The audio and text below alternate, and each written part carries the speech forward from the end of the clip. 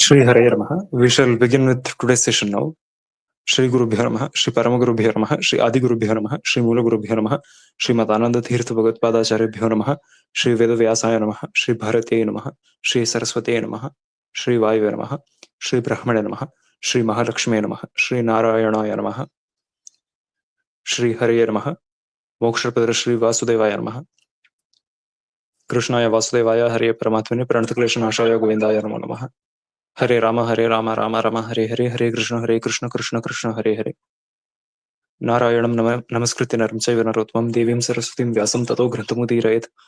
Narayanam Surugurum Jagadekanatham Bhaktapriyam Sakalaloka Namaskritam Chatraigunya Varjitam Ajamivamadyam Isham Vande Bhavagnam Amarasura Avikaraya Shuddhaya Nityaya Paramatmane Sadaika Rupa Rupaya Vishnave Sarvajishnave Namo Hiranyagarbhaya Hariya Shankaraya Cha Vasudevaya Taraya Sargasthityantakaranē एकानेक स्वरूपाय स्थूल सूक्ष्मात्मने नमः अव्यक्त व्यक्त रूपाय विष्णवे मुक्ति Hathaway सर्गस्थिति विनाशानां जगतोऽस्य जगन्मयः मूलभूतो नमस्तस्मै विष्णवे परमात्मने. So does anyone have any questions from the sessions conducted so far? And as we have announced in our Telegram groups, and for those who may not have viewed the messages yet, this coming week we will be sharing a Google form link for the first quiz which will be held for the course, and this will be counted for the total score which will be given to the participants in their certificates. So a minimum of 50% totally in all the 4 quizzes which will be conducted is required to obtain the certificate, and there will be a total of 4 quizzes with 25 questions each. And for the first one, the portions are the third adhyaya of the Vishnu Purana 6th Amsha, then the 5th, 6th, and 7th, and the explanations given there, because all of that pertains to what has been discussed so far in all our sessions. So, and certain additional information which was shared here and there will also be included, the important points basically. So I hope that makes it clear. And any questions here?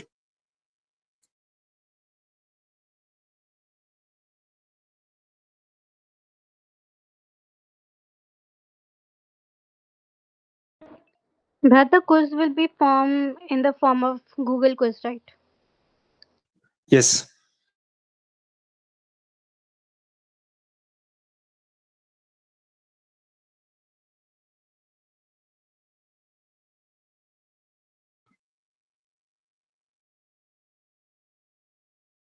Will there be any time limit? The link will be available for 5 days for the first attempt. Then in the end, we will again give the chance to retake the quiz for those who may not get a satisfactory score or will not be able to get the certificate. But for now, it will be available for 5 days, and everyone will have to sign in with their Google account, the same one which they used to register for the course. So those who didn't get the satisfactory marks after retaking the test, those marks will be counted. Yes. Questions will be same. May or may not be. Yeah, it will be the same as per what we've planned, but the kind of questions which will be asked will be the same only. Okay, brother. So the query we have now is, do jivas attain moksha or andantamas at Mahapralaya only, or in between as well? So attaining moksha or andantamas takes place at the end of Brahma's entire lifespan of 100 years in his time scale. So in between, till then, those jivas who have completed their sadhana and fully achieved aparoksha jnana will actually just go to one of the higher lokas, such as Tapoloka or Maharloka and Satyaloka, in accordance with their swabhava, and they will stay there only. They will continue doing their sadhana till the end of Brahma's life. So once Brahma's life ends, all the jivas who are in the Brahmanda will reach the respective destinies, and they will go towards their destruction. And for those who have already achieved aparoksha jnana, that is, every satvika jiva would have achieved aparoksha jnana and completed their necessary sadhana by that time.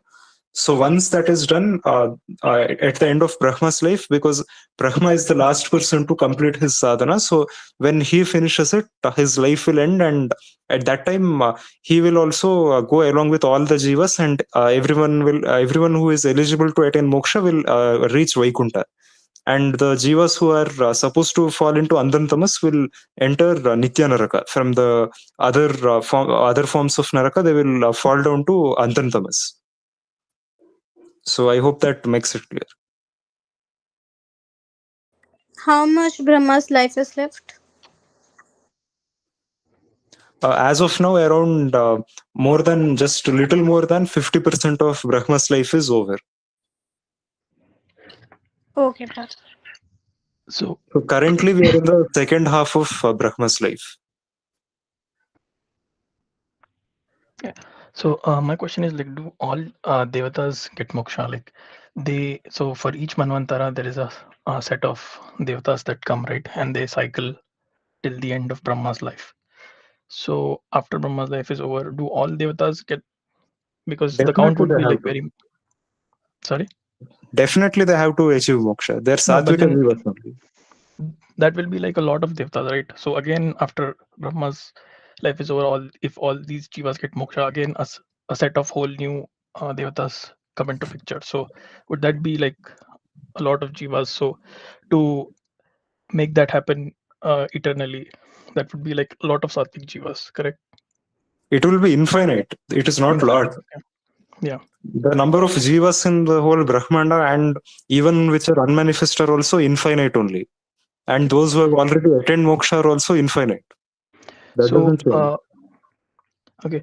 So where are these unmanifest jivas? Like, are they? Uh, is there a specific region?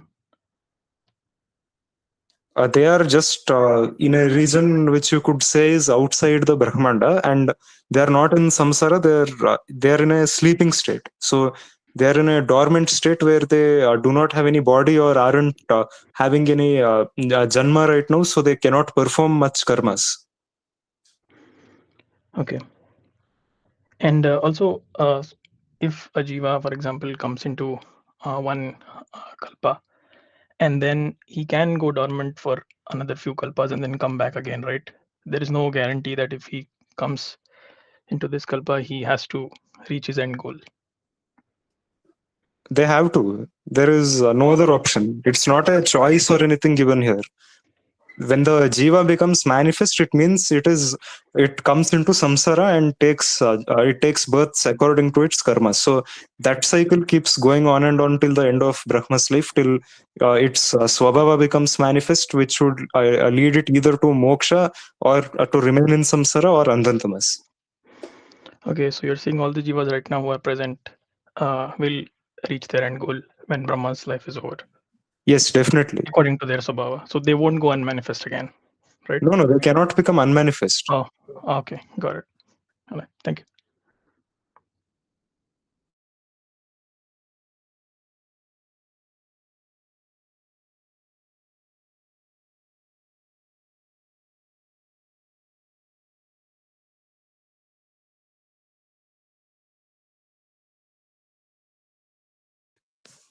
In the context of moksha, are Vaikuntha and Goloka the same, as they are the place where liberated jivas reside. So, first of all, in Tattvavaada, we do not have the concept of Goloka as a separate loka or realm of Vishnu where the Mukta jivas reside.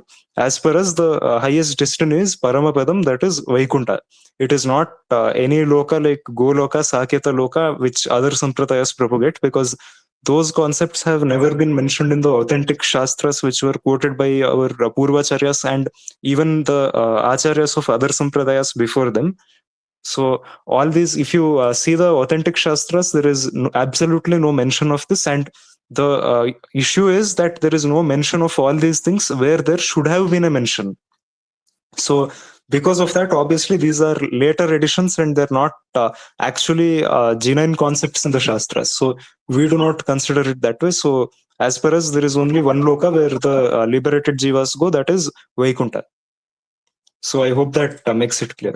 Now, in the Puranas, you will find a mention of a loka called Goloka, but that is actually with reference to a certain realm within Swargaloka or elsewhere where the divine cows and bulls reside. So that is what is meant by Goloka, where certain devatas who are in the form of cattle will reside. That is not the Goloka as propagated by the Gaudiyas and others.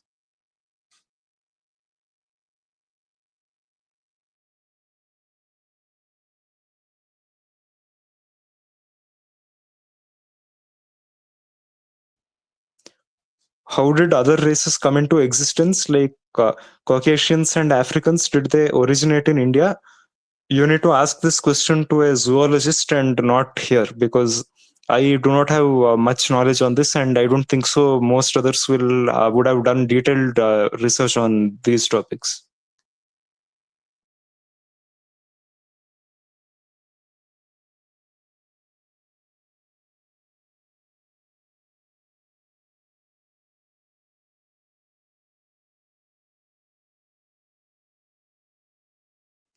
So does anyone have any queries so far?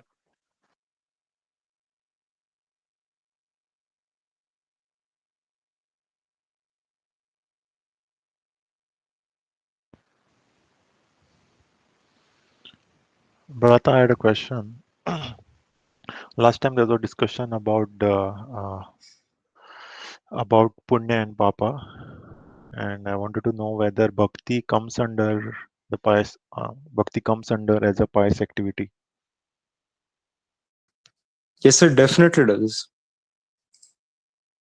But it doesn't come under those kind of karmas which have a certain karma pala associated with it, if done correctly. So it should be usually it should be done without kama, that is without desire or expectations as such. So if it's done correctly with proper with a satvika mindset and with the sole intent of pleasing Bhagwan, then that is definitely a punya karma, but it is not the kind of karma which will usually cause one to remain bound in samsara.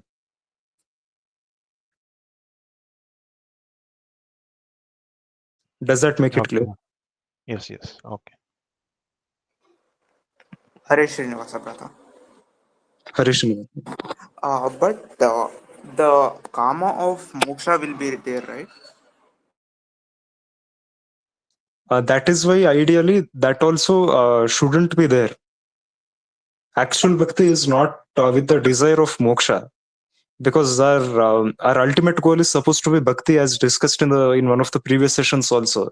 It is not supposed to be moksha at all, because achieving moksha comes as a byproduct of bhakti, and after attaining paripakva bhakti, that is the end stage of bhakti which one achieves after achieving the prasada of Bhagwan, that is achieving the sight of him as one's own antaryami. So after that, that will subsequently lead to moksha, but again, that is not our main goal nor what we should actually desire also, because if that is what we desire, then it is hard to achieve it, and that is not true bhakti actually. Got it, brother.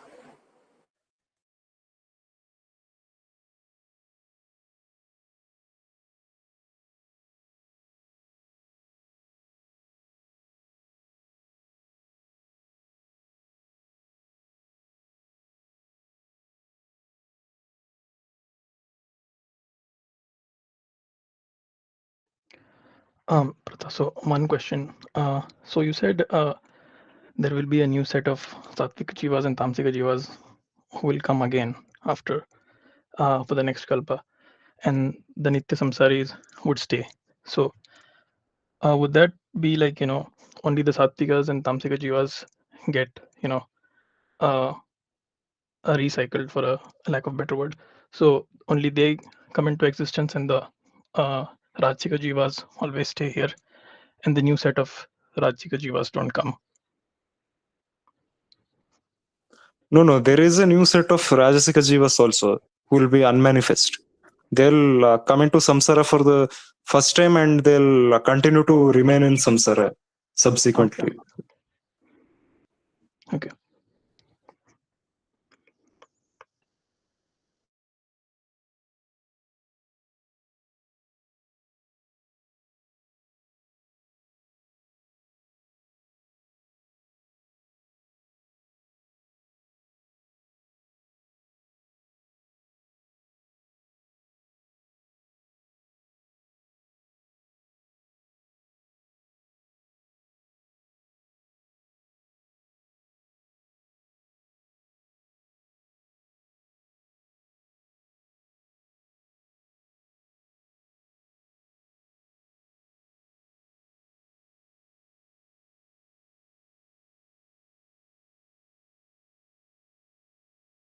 Does anyone have any more questions?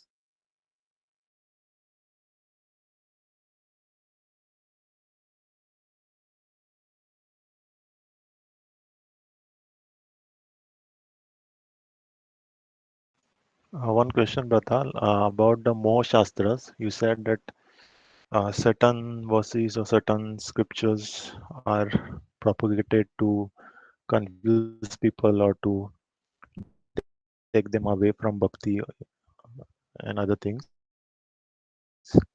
Yes. But we also understand that all the Vedas have been written by Vedvyas. And if we say that some scriptures cannot be trusted, then wouldn't that destroy the credibility of Vedvyas? Because we accept him as a true authority and without flaws. And if we say that some scriptures we cannot rely on, then uh, it will be difficult to trust and have faith in any and in some of the scriptures. See, that's why you should know what the shastras which are supposed to be trusted are and which cannot be trusted. Now, the Vedas are the prime authority, so they can be trusted at all costs because they were never written by anyone, not even Vyasadeva.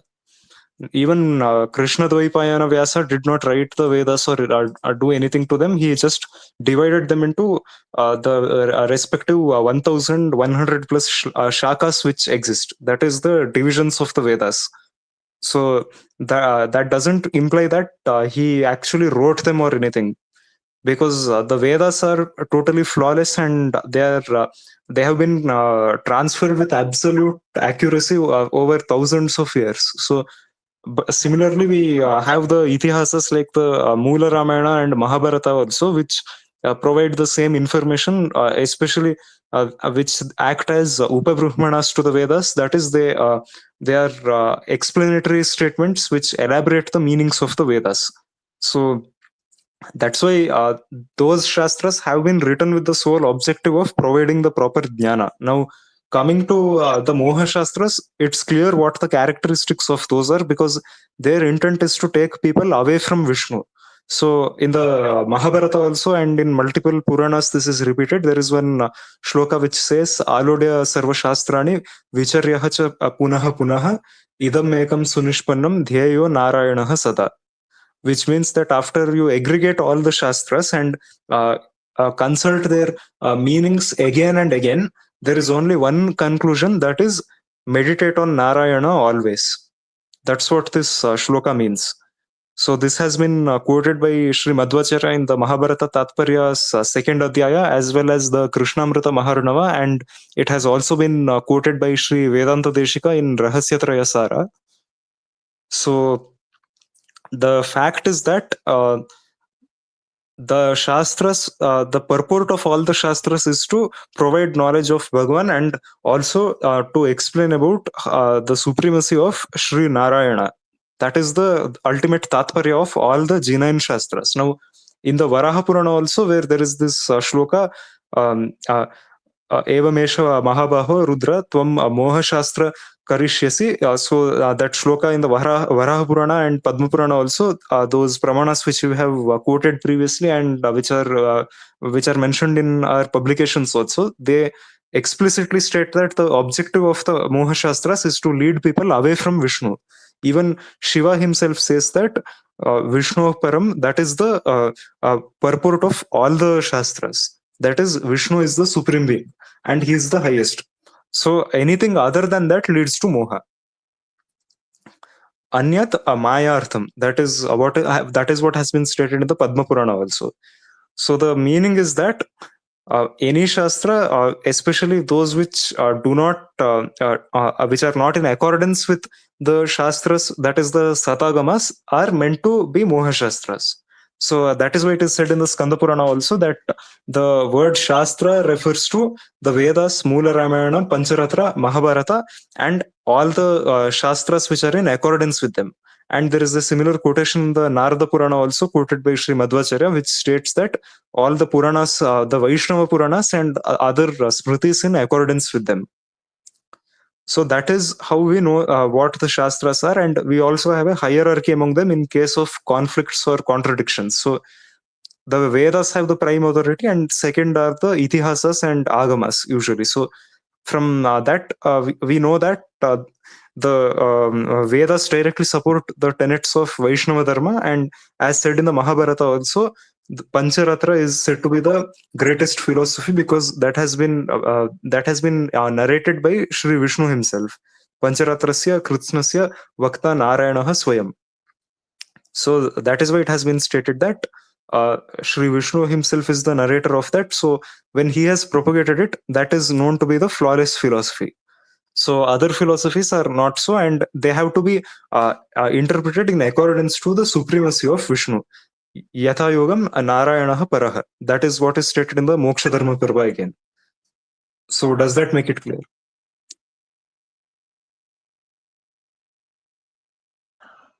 But we also see that, let's say in Vishnu Purana, it is said that Vishnu is supreme. But we go to other Puranas, which are also written by Vedvyas. Their respective devatas are said to be supreme. So if we go with the more Shastra understanding, then is it to be understood that the other Puranas are giving false knowledge? Yes, they are meant to be like that only because in the Puranas, as explained already in the first few sessions, also there are three bhashas, that is Samadhi, Darshana, Guhya. So Samadhi and Guhya bhasha are totally acceptable, but again, in certain Puranas, especially the non-Vaishnava ones, the Puranas which are actually said to be Vaishnava and Shaiva or Brahma are those sections of a Purana which deal with the supremacy of those respective devatas. An entire Purana cannot be said to be Vaishnava except the Vishnu Purana and Bhagavata Purana. Similarly, an entire Purana cannot be Shaiva or Brahma. So, similarly, here also, those sections are said to be Vaishnava or Shaiva depending upon the Tatparya of the sections. So here in those sections where other devatas are said to be the supreme being or are said to be superior to Vishnu, we should understand that from the context of Darshana Bhasha. In other words, the meaning is that it is speaking in accordance with the POV of other darshanas. That is from the point of view of another philosophy such as Pashupata, that is Shaiva, or from the philosophy of Yoga, Nyaya, Mimamsa, or even Shakta. So that is what is the Tatparya here, that we should understand that it is not meant to be absolutely true because it is being reported in such a way as to how certain rishis interpret it or how they see certain things or how they interpret it in accordance with, from the perspective of the followers of those darshanas. So this was explained by Guruji also, I think in the within the first 10 sessions only sometime. So there also he had explained about the three bhashas and how they are applicable here. So in the Vedas, this is not at all there. So in the Vedas, we can clearly see there are statements contradicting these things where other devatas are said to be the supreme being or where Vishnu is shown to be showing certain signs of inferiority or not being Paramatma. So does that make it clear?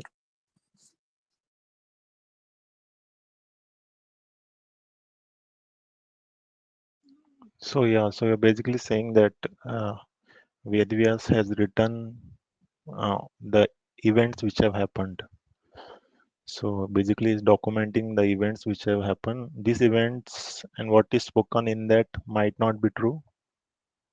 So similarly, we see in Bhagavatam, I think 8 canto or something, where the Prajapatis are praising Shiva and calling him supreme and calling him the Brahman. So this is like a incident which is mentioned in the Bhagavatam. That So is yeah, not applicable here actually. That is not an example of a Shaiva Purana or Moha Shastras. So here actually what happened is the Devatas were praising the Antaryami of Shiva, that is Sankarshana. It's similar to the case how in the Vedas you will find many suktas praising Rudra, Indra, Agni and so many Devatas as Parabrahman. But that is not the case, because in the same Vedas you will find ample number of statements that that those devatas are taking birth from Paramatma, and they face birth and death, and that they're subordinate to him. So same is the case here, because if you see the 10th skanda of the Bhagavata Purana, Shiva himself repeats the same prayers used by those devatas for Krishna. So during the after the fight with Banasura, you can see a mention of that. There is a repetition of many such phrases used exactly by the devatas only when they praised Shiva. So this is an example of the sambandha between an Antaryami and the Vibhuti of Bhagwan.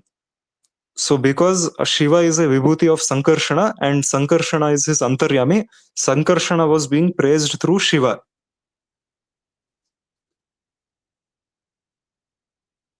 Does that make it clear? Yes, you said that in 10th canto it is mentioned, right, that Shiva is praising Vishnu or Krishna. But my confusion is that we come across other Puranas like Shiva Purana where he himself is calling himself supreme, that too in front of Brahma and Vishnu before the creation.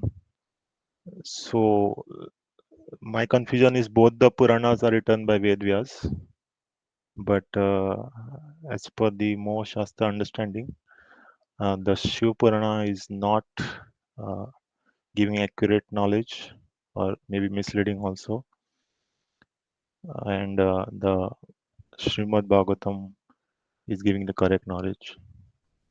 Yes, because that doesn't contradict the other Shastras which have a higher authority.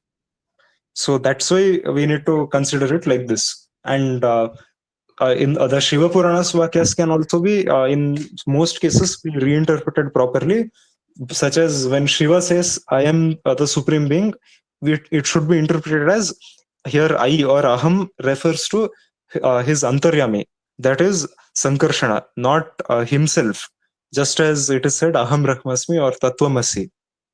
So that is the same case here. And the other things which make the Vakyas sound as if they're saying that Vishnu is inferior, or that Shiva alone is Parabrahman, that should be interpreted as a Moha Shastra and in the context of Darshana Bhasha. It is speaking primarily from the point of view of Shaivism. So that is why it is stated in such a way that it sounds as if that is the meaning. Does that make it clear now?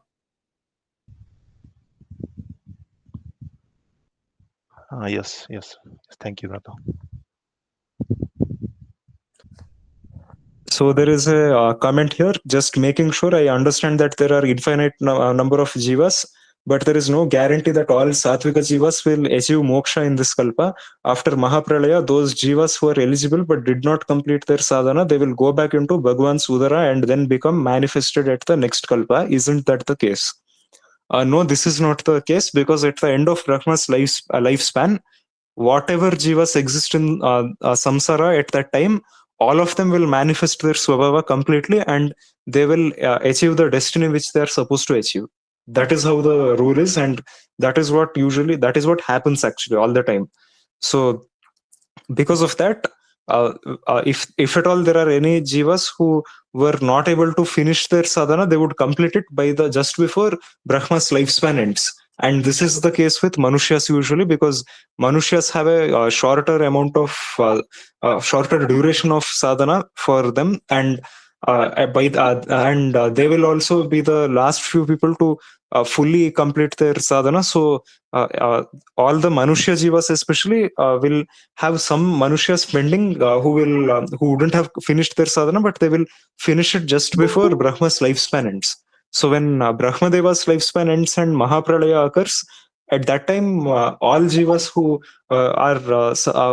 have their respective swabhavas will manifest their swabhavas, and they will reach the destinies which they're supposed to achieve.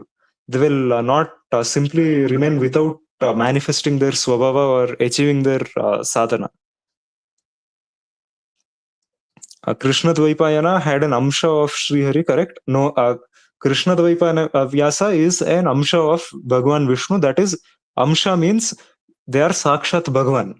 In other words, because Bhagwan is infinite, an amsha of Bhagwan is Bhagwan himself. So there are some people who will say that amsha avataras means that the avatar of Bhagwan is not an actual avatar of Bhagwan, but that person is a jivatma with Bhagwan as his antaryami. That is not the case actually, because in the case of amshas of Bhagwan, there are two types of amshas, that is bhinna amshas and abhinna amshas. So the sakshat avataras of Bhagwan are abhinna amshas, that is they're said to be portions of Bhagwan, though Bhagwan actually has no parts or anything, because they're like a part of Bhagwan, but again, a fraction of infinity is infinite. So same is the case with Bhagwan Samshas. So an Amsha of Bhagwan is also Sakshat Bhagwan only. So even Vyasadeva, though said to be an Amsha of Bhagwan, is actually Bhagwan himself, because there are multiple pramanas stating that Vyasaha Narayana Sakshat. So there are many pramanas in the Vishnu Purana, Mahabharata, and elsewhere where it is stated that Vyasadeva is Bhagwan himself. So he is Narayana himself and not an Avesha of Bhagwan. So Aveshas are those jivas who have a temporary presence of Bhagwan's Amsha as a second Atma in their body. So that is the case where they're said to be Jivatmas, but not, and they're also praised to be Bhagwan's avataras, but they're not Sakshat Bhagwan.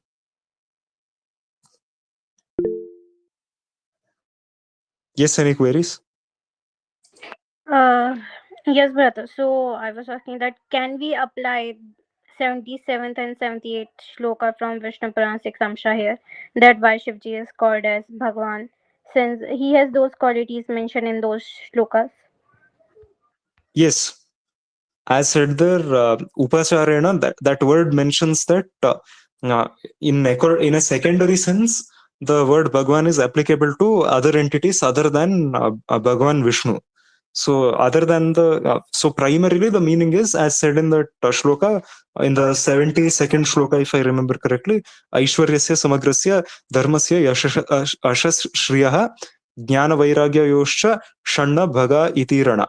So the meaning of that is that those six qualities and other qualities such as being all pervading and omnipresent and being the antaratma of all entities, those make him be referred to as Bhagavan. So that is the meaning of the word Bhagavan, and on that basis it is said Bhagavan Vasudevasya na anyatah. So Paramabrahmabhutasya Vasudevasya na anyatah. So that means that basically it is a name of Bhagavan Vasudeva, and who is Parama Brahma and not anyone else. But here in the Upanishads also we will find many rishis and devatas being referred to as Bhagavan. So the explanation for that is also given immediately after that, that upacharena. So now their upacharena means that in a secondary sense they are also said to be Bhagavan, because they have knowledge of Bhagwan's activities and how he creates, maintains, and destroys the lokas. So yeah, on that basis, they are said to be Bhagwan because they're like Bhagwan. But it doesn't mean that they literally are Bhagwan. Yes, brother. Like you said, that the primary meaning indicates that the word supreme being here, and the secondary meaning is with the reference to enlighten the beings who have knowledge of Bhagwan and his activities. Yes.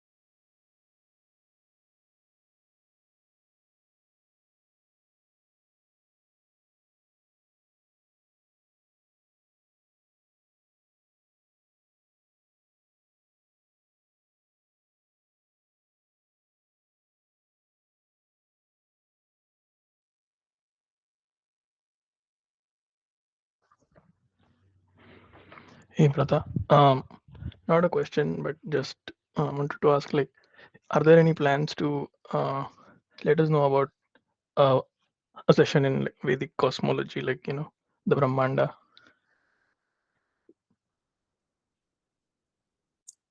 Could you elaborate what you mean? No, I mean the entire Brahmanda, like all the lokas and the way Bhuloka is situated and where it's situated, like the one session on that. Would that be possible? Like the Yes, cosmology. we'll think about it sometime. Okay, yeah, thanks.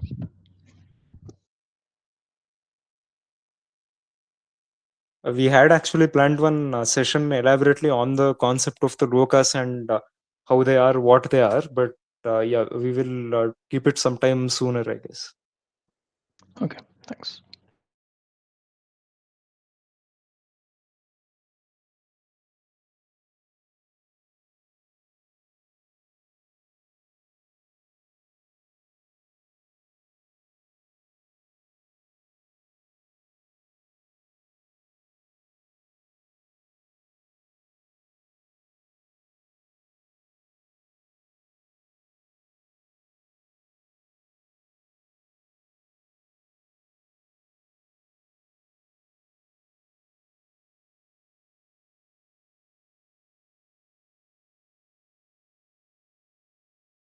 Brother, won't Guruji join us today?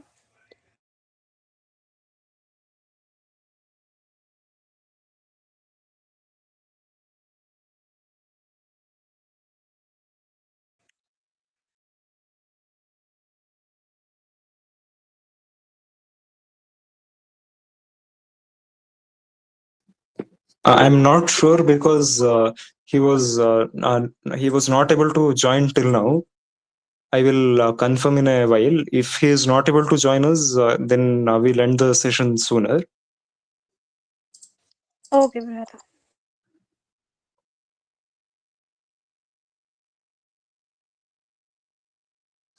Can you repeat Bhinna and Abhinna Amsha difference, please? Bhinna basically means that means distinct or separate. So here Bhinna Amshas refers to those entities who are like an Amsha of Bhagwan, who are said to be an Amsha because they have qualities like Bhagwan, or Bhagwan uses them as his instruments, but they are not Bhagwan himself. So the Avesha avatars of Bhagwan are said to be Bhinna Amshas. Abhinna Amsha means not separate or not a discrete entity. So Abhinna Amshas are those entities who are actually Bhagwan himself and his own forms or Amshas, because his Amshas are he himself actually. So that is what Abhinna Amshas and Bhinna Amshas are, and this is stated in the Varaha Purana as quoted by Sri Madhvacharya in the third adhyaya of his Brahma Sutra Bhashya.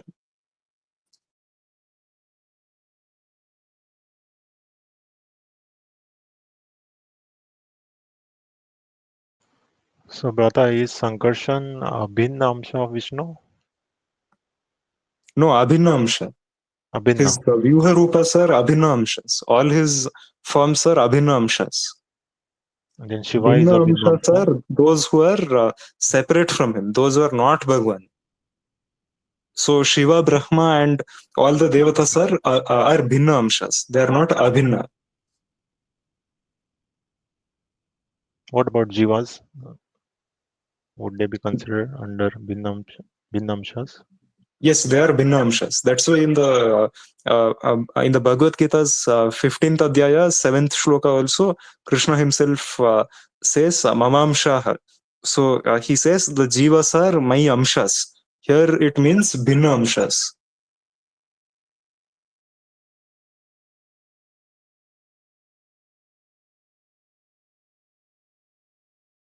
Then what is the position of Lakshmi here?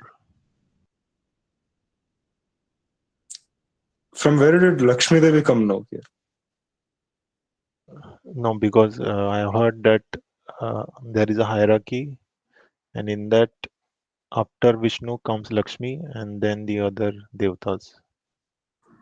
Yes, Lakshmi is subordinate to Vishnu, but she is superior to all the Jivas. Because she is the Devata of Mula Prakriti.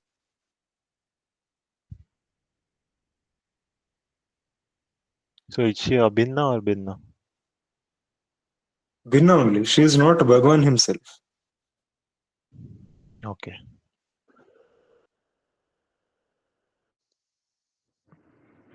Uh, w- what is the difference between Linga Deha and Aniruddha Deha?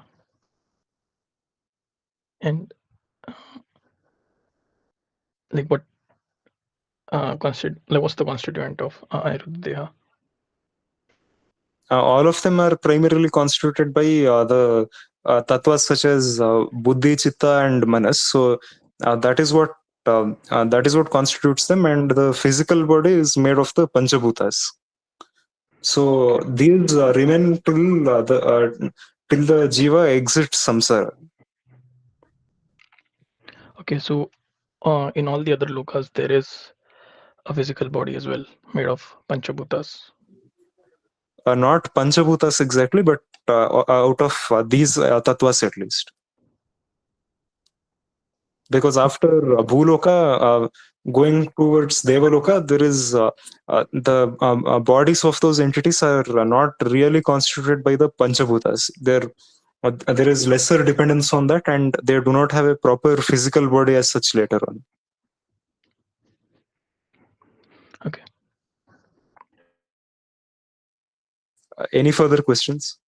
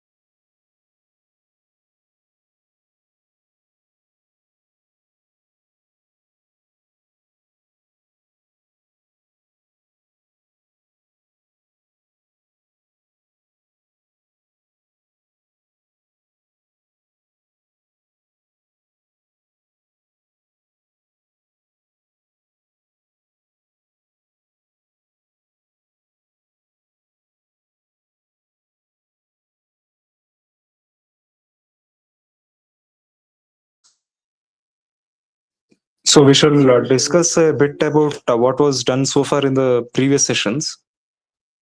So since I don't think there are any further queries with regard to them, so once again, a reminder for everyone, this week we will probably be in the next few days, we shall be releasing the link for the first quiz for this course. So all the participants can fill them in and submit them for which will be counted later for the total score. And as we had discussed previously, but this hadn't been discussed elaborately, so the methods of there are actually certain methods described by which one can achieve aproksha jnana and ultimately achieve bhagavad prapti. So could anyone mention what are these methods, or what is the prime method or the actual proper one by which one can achieve this?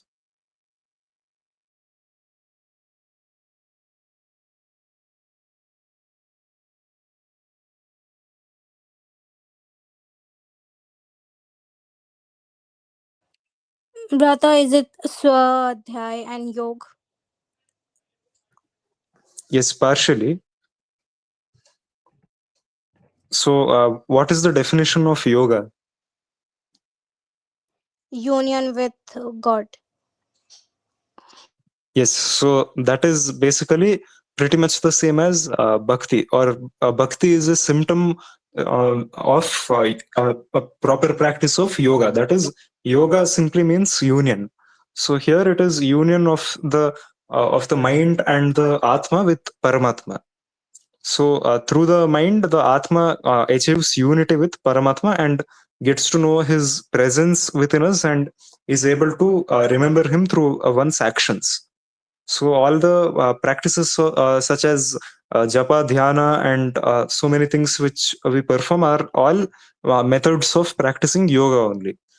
So here, this basically means bhakti. So now, through this, there are actually two components of yoga. So in the Vishnu Purana, it has been explained that the components of yoga are karma and jnana. So jnana is knowledge, as we have mentioned previously. The knowledge here is the proper aparoksha jnana, which we achieve from the shastras. So here the jnana which is obtained is the jnana which we get from the shastras, and what we also get through our gurus. So in the Brahma Sutras and Chandogya Upanishad, actually it has been explained that achieving aparoksha jnana is not solely dependent upon how will we learn the shastras alone, but also the guidance of a guru, and that is also required for achieving aparoksha jnana, because even the simple practices of japa and dhyana, or chanting a mantra or shloka, which will actually be properly fruitful if we receive upadesha of that through a guru. Now, Upadesha is not a mere formality, but actually properly understanding what it is and knowing it and receiving instructions from a guru. So, this is actually the method through which one can achieve aparoksha jnana and perform proper sadhana. So, here, similarly, Purandara Dasa actually says this in one of his bhajans that mantra, Guruvina Upadeshavillada mantra, Ankitavillada Padya, Idellavu Nisheda, which means that that a song written without the signature of the author, or which doesn't mention the author's name or the author's details, and similarly a mantra not received from a guru, these are all useless. They're futile because they will actually not be very beneficial. So same is the case here also. So actually here, to achieve proper jnana and to be able to practice one's sadhana perfectly, one also needs needs guidance from their guru also. And this person must be a Satguru, an actual proper guru, not someone who is a namesake guru, but himself or herself does not have that knowledge or that capability of bestowing it to others. So similarly, the next method is the second component of achieving yoga with Paramatma is karma. So karma simply means actions, and here karma yoga, as stated in the Bhagavad Gita, is performing one's proper karmas. That is, there are three categories of karmas, that is karma, akarma, and vikarma. So karma is one's actions or the proper actions which one has to perform. Akarma is non-action or inactivity. Vikarma is performing wrong actions. So obviously better than akarma and vikarma is karma. So that is what one has to perform, and that is the actual means of achieving Bhagwan. So everyone has to achieve their role in the Jagat Chakra, and they should provide their contribution in the Jagat Chakra as to what all they can contribute and how they can help. So this is why it is important that one should know what proper karma yoga is and should perform sattvika karmas. So again, sattvika karmas are defined as those kind of karmas which do not cause injury to other beings and which are beneficial to them, and which are done without attachment or expectations. So one should not have attachments either, and one should not have too many expectations, nor should that person actually overreact or become overjoyed or extremely sorrowful due to the results. So one should be in equanimity. As said in the 18th adhyaya of the Bhagavad Gita, there is a mention that siddhya siddhya samam, which means equanimity in siddha and asiddha, that is in achievement and non-achievement. So any queries so far?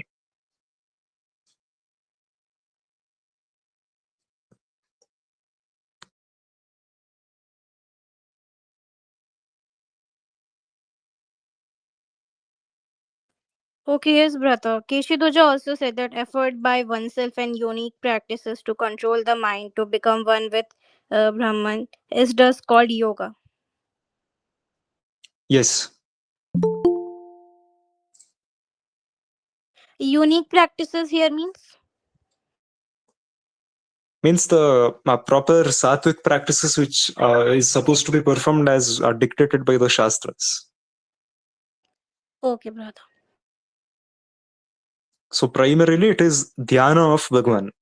So dhyana can also be done in multiple ways with which is usually inclusive of japa also. That is the meditative chanting of mantras and shlokas which are received from a guru also. Even that is also one method of yoga, but along with that, jnana is also required. Yes, brother.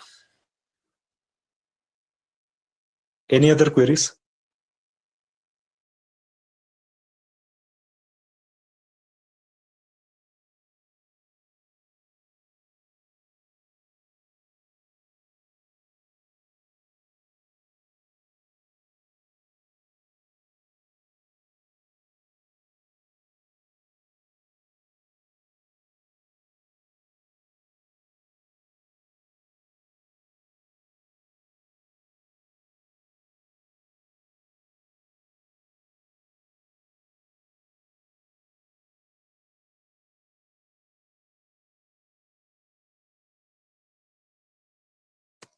So if there are no further queries, we can end here for tonight. And Guruji wasn't able to join us today due to certain issues, but he'll be able to join us tomorrow. So that's all for today. And Shubharatri, we One will question. continue. Yeah. One last question, brother. About japa, it is said that pranav and gayatri should not be chanted by ordinary people. I wanted to know why it is so. It is not ordinary people. Those who aren't dvijas should not chant them. Is Same there with any all the particular? Veda mantras. Not just Pranava and Gayatri mantra, but all the Veda mantras shouldn't be chanted by those who aren't dvijas.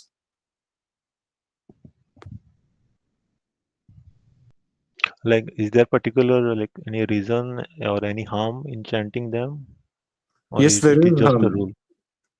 It's the protocol of the Vedas that they'll be beneficial only to those who chant them properly and who have the necessary qualifications to chant the mantras of the Vedas. So a few of those are the Vaidika samskaras, which are usually transferred by ancestry, and second of all, mainly one should have the proper achara and should be a practicing dvija with who performs sandhya vandana and all the rituals needed to practice the Vedas. So if that is done without that, and that too for the Gayatri mantra, even if a dvija chants it wrongly, they will get the papa karma of a murder. Because if it's not done with the proper protocol, if it's not in accordance with the necessary protocols, it can invoke a pishachi instead of a devata. That's how the Vedas are. So Guruji used to use this example of a razor used by barbers around a century back, and now a razor which is used to shave one's beard nowadays. So the both achieve the same goal, but the first one is quite dangerous, and only a trained barber should use that, because if anyone else goes to use that, they will end up injuring themselves instead of shaving their hair. But now the razors which we have, if it's used it doesn't require proper care actually. Even a child can use it and not injure himself. So same is the case here also. Here the Vedas are like the blades used in ancient times, and the itihasas, puranas and all other shastras are like the razors which we have now. both achieve the same goal, but again, the Vedas have very strict protocols, and for that reason, they are restricted to Dvijas. So you cannot expect everyone, especially those who may not have that capacity, to practice them properly and follow all these rules. So that's why the pranava and the Gayatri mantra and anything that is from the Vedas cannot be chanted by Advijas, and also it has to be chanted in accordance to the proper protocol, even by the Dvijas. Even if the Dvijas chant it wrongly, also it will lead to severe papa karmas. Does that make it clear? Yeah, just to add on this, I just remembered that I remember one incident of Ramanujacharya, that one time his guru gave him a mantra and he told him not to tell this to anybody, but that he went on a rooftop and he told everyone this mantra. And I think that mantra also included Pranava mantra. That is So not the yeah, actual story, actually. That's a misleading version of that story. So what actually happened is he was given the upadesha of some shloka which explained the meaning of that mantra, and was actually praising Bhagavan. So that shloka was told to be kept secret, but because the knowledge shouldn't go to the wrong hands. But Ramanujacharya violated that protocol and said that openly, and so that people would become spiritual. That was not the mantra in question here. That is the Ashtakshari mantra. That is the 8-lettered mantra, or Ashtakshari as we call it, which is actually a rahasya mantra, so we cannot say it publicly actually. So that protocol has always been respected by all the gurus, including Sri Ramanujacharya. So the traditional Sri Vaishnavas have also clarified this multiple times on their websites and social media handles also. okay, brother. Understood. Thank you. Brother, one question. So about karma. So you said that there are our prarabdha karmas are used up in this janma, and then what we do will either take us to Swargaloka or Narkas. So and there is the like the time there depends on this janma's karmas, correct?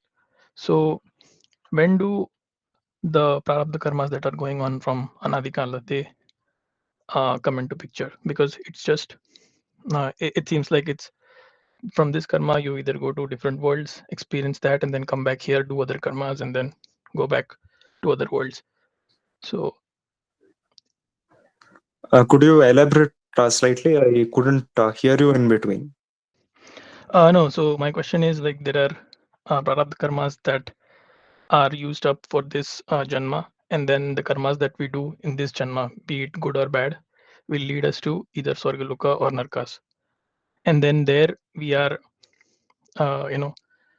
given the fruit of our karmas that we do here, correct? So Yes. and once that is complete, we come back to this bhuloka again, and then start doing different karmas. So but this cycle has been going on forever. So the prarabdha karmas which are from anadikala, so how do they come into picture? Because it seems like it's just going back and forth from different swargas and experiencing from this human janma. So there's only one way to actually destroy them, that is through aparoksha jnana. So one who achieves the status of dharana, as said in the Vishnu Purana 6th Amsha, they will achieve moksha sooner or later because their karmas get exhausted. Otherwise, they'll again be in this cycle of the chain of endless karmas and new karmas and their results. But after reaching that stage of aparoksha jnana, that person will totally become detached from the results and expectations and from whatever they're doing, and they'll always be in contemplation of Bhagavan. So those actions which they perform after that will no longer be considered as the common punya or papa which we commonly perform, and that will no longer have any effects as such. So because of that, the person will become freed from this chain, and slowly, due to that, the prarabdha karmas will also get destroyed. So usually those who achieve that stage will be fit for moksha within one janma itself, but uh, if their prarabdhas are too high sometimes, then it will take some more time. Okay, and also since we are doing karmas from eternity, there might be good karmas and bad karmas. So after this life is over, like how like how is the time frame decided in either of the lokas? Because there are infinite karmas, correct? There aren't literally infinite karmas now, because see, there are basically three types of karmas which will be causing some or the other effects for us. One is sanchita, second is prarabdha, and third is kriyamana. So sanchita is the total karmas which we have performed till date. So that is infinite, but there most of it would have shown its effects already here and there subsequently after being performed. So prarabdha is the karmas which have been done in the past, which is a part of sanchita karma. But prarabdha karmas are those karmas which are yet to show their effects or are in the process of showing their effects right now. So prarabdha karmas are what counts for us, and kriyamana are those karmas which we are performing right now. Okay. So here, what you said is that won't this chain be there? So sanchita karmas will also include those karmas whose effects have already been experienced and they're no longer relevant to us. What is relevant to us is the prarabdha karmas which we have.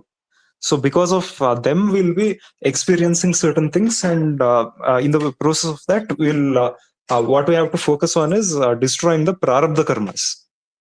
So once that is done, we will no longer have any pending karmas left for them to fructify. So because of that, we'll be freed from this chain. Okay, got it. Thanks.